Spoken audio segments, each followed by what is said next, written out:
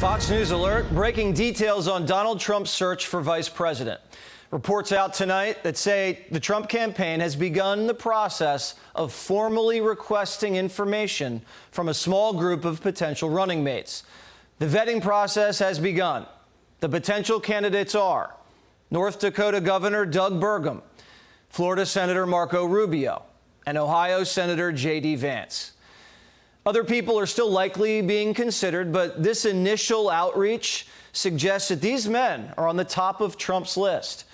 Other potential running mates like Tim Scott have been vetted, but not to the level of Burgum, Rubio, and Vance.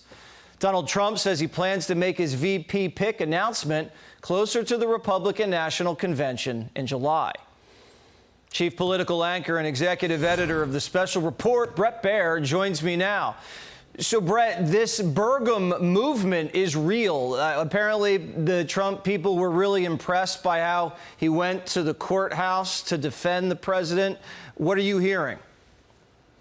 Yeah, Jesse, good evening. The Burgum movement is real. Paperwork is being exchanged. And you're right to point to those top three. They definitely are under consideration for VP. But sources are telling us that that list is a little longer than that. We're in a different phase now. They're in the serious vetting. But it also includes Arkansas Senator Tom Cotton. It includes, as you mentioned, South Carolina Senator Tim Scott, New York Congresswoman Elise Stefanik, Florida Congressman Byron Donalds, and even former presidential candidate and former HUD Secretary Dr. Ben Carson. So the list is a little bit longer than just the three, but they are narrowing down. And to your point, I don't think this is going to finish up until right before, even at the convention, according to sources we talked to. There's always drama when it comes to these things. Rubio, Bret, I mean, I thought he was a resident of Florida. Isn't that a constitutional issue? It is. Well, I mean, you don't want to lose Florida, and technically you would have to, one of them would have to move out. So like we saw with Dick Cheney. It's Trump. I don't think it's Trump. Right. So you would have to, you'd have to change that, and that would have to be something that they would agree to. But clearly, to get on that ticket, not only Rubio, but Byron Donalds would have to do that as well. What do you see as the advantages electorally for each of these top three candidates?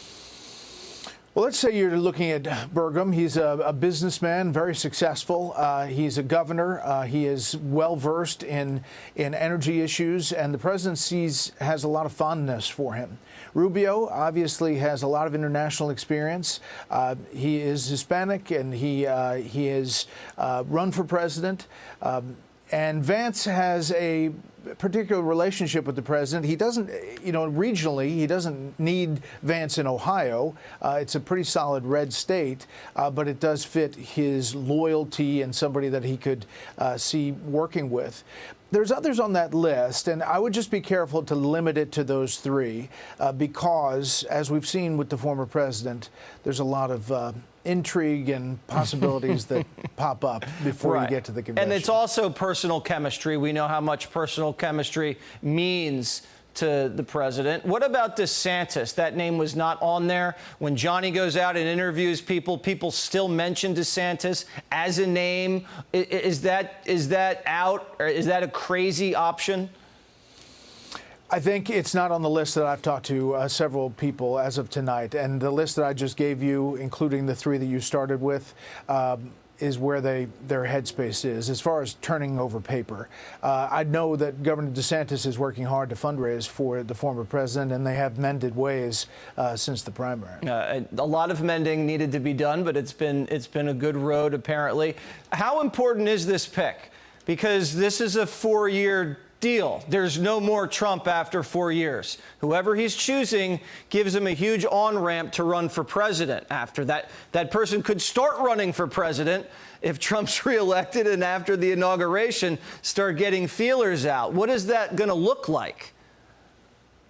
I argue that this is a really important pick. Most times it's not. I think that this time it is sending a signal of stability to Republican voters. You want to be able to say, we as a ticket are going to run, and then the future of the Republican Party is likely this person that you choose, because, as you note, I mean, that will be the way forward.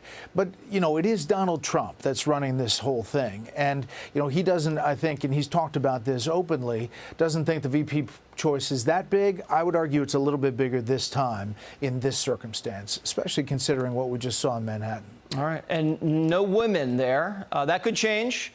But At right least now, Stefanik. Stefanik, okay. Not in the top tier, but again, that could change. Bret Baier, thank you so much for joining Jesse Watters Primetime. You bet.